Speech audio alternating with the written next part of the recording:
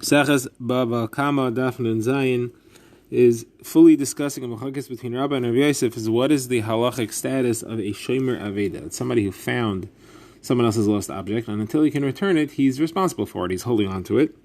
And what is his halacha? There are 4 levels of shomerim, 4 levels of responsibility. Shomer chinam is the least responsible because he gets nothing out of it. And therefore, he's only responsible for pshia if he's really negligent. Shomer sachar, somebody gets paid to watch it. He is responsible not only for negligence, but also if it's stolen or if he loses it. He's not responsible for an einus. Shayel, however, is responsible even for an einus because he's borrowing it and he only gets benefit from it and does nothing for the owner. Now, the question is this Shomer Aveda, is he a Shomer Chinam because he's just watching it and he gets nothing out of it, or that's what Rabba holds, or like what Rav Yosef holds, that he is considered to get something out of it because he's doing the mitzvah, and it'll pater him from having to do another mitzvah, such as giving tzedakah during that time. So the Gemara is going to bring a number of rayas as to whether it's a Shomer Chinam or Shomer Sachar. So the Gemara's first proof is a kasha was asked by Rav Yosef to Rabba. They have a mission that discusses where you're allowed to place a lost object. If you're returning it to its owner, how much do you have to return it? So the Brisa says you're allowed to return it to a place that the owner can see it. You don't have to actually give it to him in his hand. You don't have to bring it to his house. You could give it to a place where he will see it. And if you do put it in a place where he will see it, you don't have to take care of it afterwards.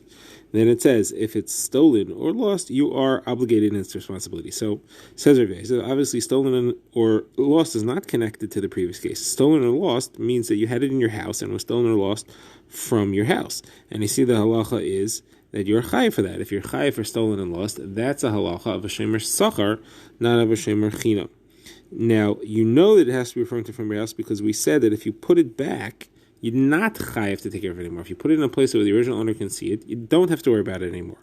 Then it says you're responsible for it if it's stolen or lost. That's from your house, not from where you placed it. So the Gemara says, no, we're referring to actually where you returned it. And it's all one flow. It says if you return it to a place where the owner can see it, you're not responsible for it. However, in a situation where he could see it, but he's not going to, then you are responsible if it's stolen or lost. What's that all about? So Gemara says the place where he'll see it is only in the morning or in the evening when he's passing by, when he's on his way to work or on his way home. In the middle of the afternoon, when he's out in his field at work, he's not going to find it there. So then it's no good. And that's what we're referring to when we say that you're responsible for it if it gets stolen or lost from there. So you read the Mishnah as follows. If you put it to a place where he'll see it on his way, and it's during the morning and he could see it, you're pater, because now it's his responsibility because you could assume he saw it. If it's in the afternoon and he's not going to see it yet, you're still responsible for anything that's stolen or lost until he actually returns home and takes responsibility for it. Now, next proof. So, Mishnah also that says that you're always responsible for it until you return it to his actual property. You have to put the aveda in the property of the owner. So what does it mean you're always responsible for it until you put it? Obviously it means always, even if it is actually stolen from your house. So you see that even if it's stolen from your house, he's still responsible. He's responsible for being stolen from your house. That's the shomer sachar, like Rav Yosef says. So Rabba answers, I am agreeing to you that a person who's watching an animal, and that's what we're discussing here, where you found an animal, there you're responsible for getting of aveda, but not because, like you're saying, that it's a shomer sachar, it's a shomer chinam. A shomer chinam is responsible for getting of aveda of even an animal. That's a chiddush that he's saying. The reason is because since you see that it's a type of animal that escapes, since you've seen that he's already tried to walk away, you have to step up your shmirah and do extra, and if it actually gets lost and you didn't do extra, you can't claim that you're an einus. Okay, the Gemara's third proof is a kasha asked from Rabba to Rav Yosef. The Torah, when it's discussing returning, it says hashev, and that would only mean that you could return it to his house. How do you know you're allowed to put it in other properties of his? How do you know you're allowed to put it in the garden or in his ruined house or any of these other things? So that's because it says teshivim. It says hashev teshivim. The double lashon of hashem teshivim is to include other types of returning. So now the Gemara says, okay, so we're saying you can put it in his gina and his chorva. What type of gina and chorva are we referring to? Is it one that is protected, where it's guarded there, or one where it's not guarded? If it's talking about one that it's guarded, so how is it different than his house? House is guarded. Gina and chorva is guarded. Why would I need a pasuk for that? It must be referring to one which is unprotected. And the fact that you're allowed to put it in unprotected gina means you're shomer chinam. If you'd be a shomer sachar, you'd be responsible for whatever happened there. So Gemara answers, Rav Yosef answers, no, we're talking about where you put it in his protected one. And that's because you're shomer sachar and you are responsible. You ask if it's a protected one, what's the chiddush? How is it different than his house? So the answer is, we're teaching you that you don't have to put it actually in a situation where the owner knows about it. If you put it in his property, even if he doesn't know about it, that's okay. And that's halacha which we've seen that Rabbi Elazar said, that everything requires, all types of returning, require the owner to know that it's being returned, except for a lost object. That is, if you borrowed something or you rented it, even if you stole it and you're returning it, you have to return it to a situation where the owner knows that it's being returned. If it's a lost object, he does not have to know about it. And the reason is because the Torah says lots of different types of returning. So it says hashev teshiveh. Okay, the next raya is asked actually by Abaye to Rav Yosef. Abaye asked Rav Yosef, you don't agree that it's a shomer chinam? But how could that be? But we have that Reb Chia bar Abba said in the name of Reb Yochanan, that somebody who claims, somebody who's watching a lost object, and he claims that it was stolen from him, he has to pay kefil. He has to pay twice. That means that the guy claimed that it was stolen from him, and he probably swore, and then it was found that he's actually the one who stole it, so then he's the thief, so you have to pay twice for that. Now, the kasha is, if he has to pay, originally when he says, even if, like you're saying, he's a shomer sachar, then even if we believe him that it was stolen, he'll have to pay for it on the spot. So how could he say that it was stolen, and then we found out that he stole it and he has to pay twice? The initial time he says that he stole it, he's going to have to pay for it. You never get to a situation where we find out that he was lying, and you have to pay twice for it. So Rav Yosef answers, there are two types of stealing an object. There's stealing it, sneaking into your house in the middle of the night, that's called geneva, and then there's armed robbers. Armed robbers, what we call listim mezuyim. Listim mezuyim are not, they don't count in Hilchos Shomrim as a geneva, they count as an oinus. And an oinus, even a shomer sachar is part for. So here, we're not talking about where the guy said it was stolen from him, geneva. If it would be geneva, you're right, he would be chai for it, because he's a shomer sachar. We're talking about where he said listim mezuyim, whereas armed robbers, and he claimed therefore he was an oinus, and that's how he's pater. Then we found out that he really had it, and therefore he has to pay kefil for it. So when I asked if listim mezuyim is an oinus, then he doesn't have to pay kefil for it. You only pay kefil if you claim that it was stolen and it turns out that you were the thief. If you say that it was an einus and it turns out that you were really hiding it, you don't pay kefil for that. That's not what the Torah says. So my answer is, listim mezuyim is a middle level. It counts as being stolen as far as you pay kefil. It doesn't count as being stolen that you're chayiv if you're a shomer sachar. Therefore, it's a split in. You're a shomer, you're a pater for it because it was, you could not have prevented it. You were an einus. You're only chayiv for a geneva. However, it is considered geneva, so that you would have to pay kefil if it turns out that you were lying. Now, the Gemara is going to question this yesod and challenge it and bring proofs to it as well. So the Gemara continues on that subject. So the Gemara says we have a kal v'chomer that was made between a shomer chinam and a shomer sachar, and in that kal v'chomer, the Gemara wants to say that a shomer chinam is actually more chomer than a shomer sachar, because the shomer chinam, if he says it got stolen from him and it turns out that he was lying, he has to pay twice. The shomer sachar never pays twice, because the shomer sachar, when he initially says it got stolen from him, he needs to pay for it on the spot. So there's no situation of paying twice. So Gemara asks, well, how can we say that? If listim mezuyim, you do end up having to pay twice. If he claims listim mezuyim, we'll make him pater, and it turns out he was lying, he'll have to pay twice. So then shomer chinam is not any more chomer than shomer sachar, because they both have a din of paying kefil under certain circumstances. So my answer, that's not a kasha. What we meant is that a shomer chinam pays kefil no matter what type of theft, whether it was geneva or listim mezuyim. But a shomer sachar only pays kefil for listim mezuyim, not for geneva. So therefore, you still have a chumrah there.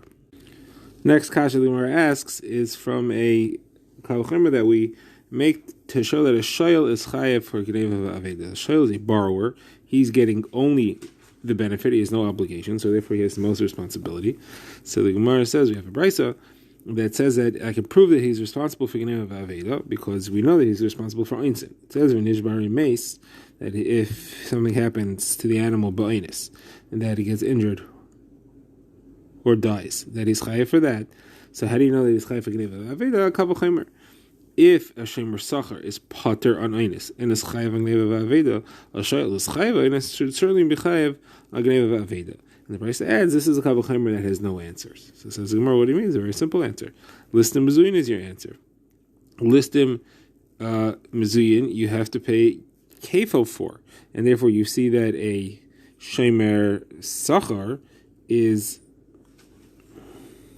more chamer in a way than a shayla, because a shayla never pays kefil because he's chayiv the first time for everything. There's no claim that he could say that would make him be pater and then find out later that he was lying. But a shemer sachar does pay kefil. It pays kefil in the case of listim mezuyim. So the Gemara says this price holds that that's not a chumrah. The fact that you never pay kefil because you're chayiv always right away is never a p'tur, so you can never have an opportunity to pay kefil. That's more chumrah than being in a situation where you could technically pater yourself, but if you're lying, then we'll make you pay twice. That's more lenient than having to pay right away the first time and having no way to pater yourself out of it. Okay, now the Gemara wants to bring a proof that listim mezuyim, armed robbers, fits into this category where it's an einis for shemer sachar, but you still have to pay kefil for it if it's found out that it was a lie. So the proof is from a case of somebody who rents a cow from his friend and it gets stolen from him, and at least he claims that, and the person says, okay, so I'm going to make you swear shvuas gneva v'aveda. I mean, he's a seicher. So a seicher is a renter. We're going to see there's a machlekes if it has a din of shemer sachar or shemer chinam. The Gemara is assuming at this point that it has a din of shemer sachar, and therefore you should really be chayav for gneva v'aveda. But he's saying that it got stolen from him, and the Brisa says you make him swear that he's telling the truth, and if he refuses to swear and instead he says he's going to pay, I mean, he could have patered himself by swearing it. Instead, he says he's going to pay for it because he doesn't want to swear. And later, it turns out that he was telling the truth and somebody stole it. So that person who stole it now has to pay kefil, but he pays it to the shemer, to the seicher. He pays it to the one who swore because the one who should have sworn, and instead it chose to pay, even though he didn't owe it, because once he paid, it becomes his. He paid for it. And therefore the one who stole it has to pay it to him, and he actually has to pay twice to him, so he ends up making money on the deal. Now, here you're saying that he's a seicher. And the Gemara is assuming that we hold like Rabbi Yehuda that a seicher has the halacha, that is a renter, has the halacha of a shemer sachar. That's because just like a shemer sachar, each party gains. The owner has his animal watched, and the watcher gets to use it. The seicher as well. He pays for it, and he gets to use it. So it should be similar. That's Rabbi Yehuda's opinion. So the Gemara is assuming that we're holding that way in this brisa, and therefore it's a shemer sachar. If it's a shemer sachar, why? How is there a case that it pays kefil? How is there a case where he says it was stolen from me, and we say, okay, you could swear and be pater? Well, what would that be? The only thing that could be is listim mezuyim, and yet we're saying that he could swear and be pater, but he would have to pay kefil. That is, the person who steals it has to pay kefil. So obviously, we consider listim mezuyim to be geneva. So you see those two halachas. You see that listim mezuyim is an einis and he's pater, even though he's a shemer sachar, and you also see that it counts as geneva as far as paying kefil. So the Gemara says a couple of answers why this is not approved. First of all, we don't have to be holding like Rabbi Yehuda. We're holding like Rabbi Meir, and it's a shemer chinam. We're talking about regular geneva. Regular geneva, according to if it's a shemer chinam, you'll be pater for, and therefore the person who actually stole it has to pay kefil. Second answer could be that it's Rabbi Meir, but Rabbi Meir, that really it is Rabbi Yehuda, that is. Rabbi Yehuda is the one who holds that a seicher is a shemer chinam. There is machlekes amarayim as to who holds what. We hold on Rabbi Baravu that switches it and says that Rabbi Yehuda is the one who holds that it is a shemer chinam. And whereas third answer is Rabbi Zera. Rabbi Zera will say like this: really, I'll tell you that it's Rabbi Yehuda, and we're holding that it is a shemer sachar. So we're talking about a seicher as a halach of shemer sachar. The reason that he would be pater if he would have sworn is because he's saying listim mezuyim. If he's listim mezuyim, how come the person who actually stole it has to pay kefil? Isn't that a proof that listim mezuyim has a din of the ganav that he pays kefil? So to that he says no. He says when you found him, it turns out that he was listim she'ena mezuyim. Turns out that's not what he was. The guy said it was listim mezuyim. Turns out it was listim she'ena mezuyim, and therefore you have to pay kefil because it was a regular geneva. But he himself is pater because he didn't do anything wrong.